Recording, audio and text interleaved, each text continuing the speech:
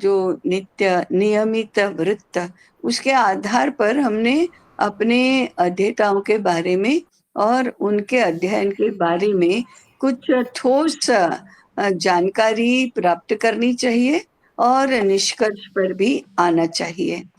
अ, आगे मूल्यांकन के रूप में माने योजना के मूल्यांकन के रूप में, हमारी व्यवस्था के मूल्यांकन के रूप में हमें कुछ बातों पर विचार करना होगा।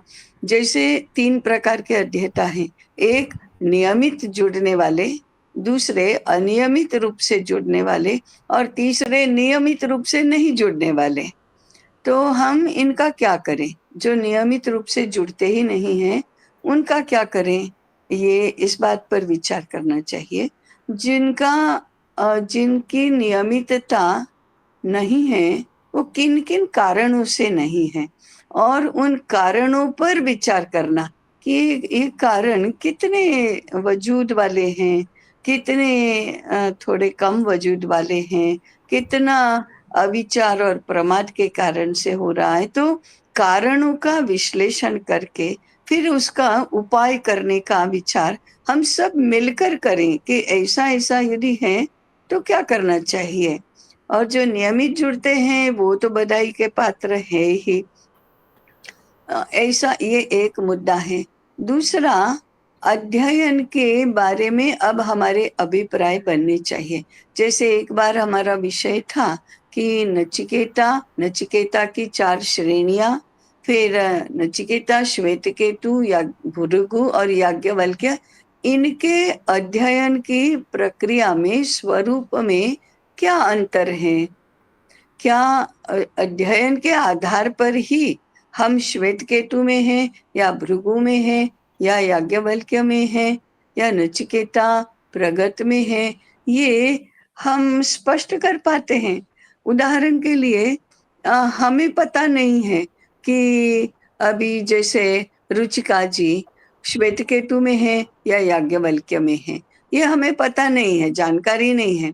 परंतु उनके विषय की प्रस्तुति के आधार पर, उनके चर्चा में सहभागी होने के आधार पर, या उनकी पेश आने की जो एटीट्यूड है अध्ययन के प्रति, उस आधार पर हमें पता चले कि हाँ, रुचिका जी भृगुगट की लगती है। ऐसा मेरा कहने का तात्पर्य क्या है कि हमको इन स्तरों के अनुसार अध्ययन के स्तर में क्या अंतर है, इस बात पर स्पष्ट होना चाहिए। आजकल क्या शिक्षा क्षेत्र में भी ऐसा नहीं है। बीए में और एमए कोई अंतर नहीं, केवल थोड़ी जानकारी ज़्यादा है। एमए का डिसर्टेशन और पीएचडी का थीसिस, कोई अंतर नहीं। थोड़ा जैसे अभी जानकारी और सर्वेक्षण उसके आधार पर होते, जिले का सर्वेक्षण किया तो तो एमफिल के लिए है या एमएड के लिए है, और पूरे प्रांत का किया तो वो पीएचडी के लिए है। बाकी गुणवत्ता में कोई अंतर नहीं। तो हम लोगों को ये जो गट हैं, ये जो स्तर हैं, उनका डिमार्केशन क्या है, इसके बारे में भी जानना, ये दूसरा मुद्दा था। और तीसरा मुद्दा, उसके अनुसार हमारा अध्ययन, भले अभी हम भृगु में हैं, भले अभी हम नचिकेता में हैं, परंतु हम किस प्रकार से अध्ययन कर रहे हैं, कर पा रहे हैं, करने की हमारी क्षमता है, इसके ओर भी हमारा ध्यान जाना चाहिए। पहले स्वयं का और फिर बाद में हमारे अध्येताओं का और फिर हमारा परस्पर का, कि हाँ, इसमें एक पॉइंट है, देयर इज अ पॉइंट, इन्होंने ये ऐसे बताया है तो इसमें कोई मुद्दा है। इस प्रकार से हम स्तर के बारे में और अध्ययन के वॉल्यूम के बारे में और इस प्रकार से हम ध्यान में रखेंगे। मुझे लगता है कि इतना पर्याप्त है। ये भृगु गट के लिए जो चिति का विषय बताया, वो जिस को लागू अपने लिए करना है वो अपने लिए भी कर लें, लेकिन अगली विजयादशमी की चिति की पत्रिका कोई भी बाहर के लोगों के माध्यम से नहीं लिखे जाएंगे लेख, बाहर के होंगे तो वो अंदर के लोगों की बराबरी कर सके, इस स्तर पर उनको आना चाहिए। केवल एक और जानकारी देकर कि हमारी जीवन विकास अध्ययन योजना और त्रिवर्ग पुरुषार्थ अध्ययन योजना शुरू हो गई है। वर्ष प्रतिपदा को दोनों का उद्घाटन कार्यक्रम था, अच्छा रहा। उसमें सभी अध्येता उपस्थित थे ऐसा नहीं है, ऐसी अपेक्षा भी नहीं थी, परंतु अन्य लोग उसमें उपस्थित रहे ऐसी योजना थी, तो वह हुआ। प्राज्ञ संस्कार भी अपने जो आचार्य अध्ययन योजना के 6 लोग थे उसमें से 5 लोगों का प्राज्ञ संस्कार हुआ।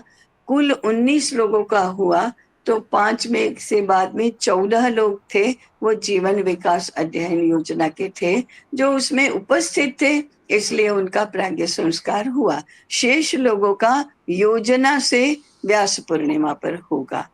अभी जीवन विकास अध्ययन योजना में 105 अध्येता हैं और त्रिवर्ग पुरुषार्थ का अभी बहुत समझ में नहीं आता है।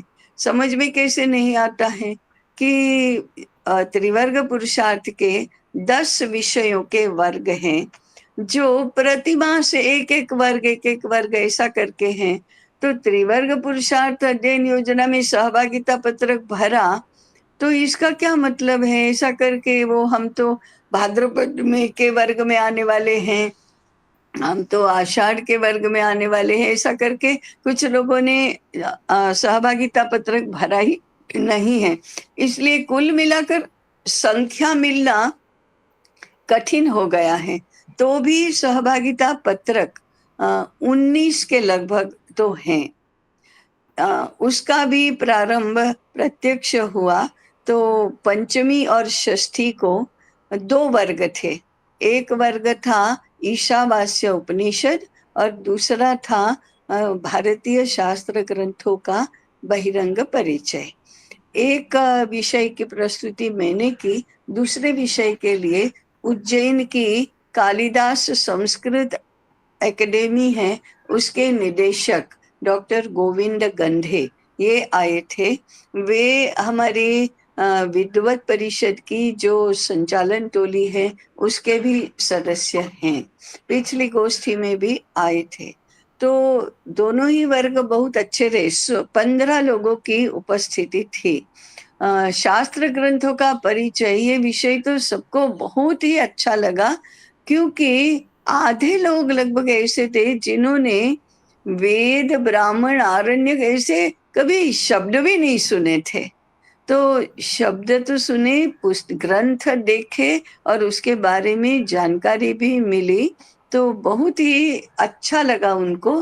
तो वर्ग बड़ा अच्छा हुआ, प्रस्तुति भी गंधे जी की बहुत अच्छी थी। तो ईशावास्य उपनिषद का हमने पाठ किया और उसके उच्चारण अपने कंठ में बिठाने का प्रयास किया, प्राथमिक स्वरूप का उसका विचार भी बताया। तो इस प्रकार से वो तो धूम धड़ाके से शुरू हो ही गई हैं।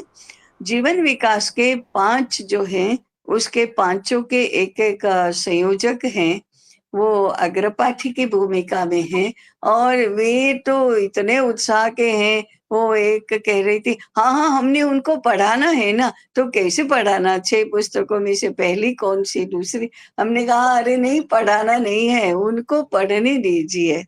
तो उसका भी शुरू हो गया है। अभी 5 गटों का विभाजन भी हो गया है। अध्येताओं की संख्या धीरे धीरे सुनिश्चित हो रही है। नवमी के दिन सबके लिए जिज्ञासा समाधान का सत्र है। कल पहला सत्र है, उसमें जिज्ञासा समाधान नहीं होगा, परंतु पुनरुत्थान विद्यापीठ और दोनों योजनाओं की जानकारी और उसके आधार पर प्रश्नोत्तर, ऐसा सत्र रहेगा। इतना ही दोनों की जानकारी के बारे में है। तो पूर्ण करते हैं अभी।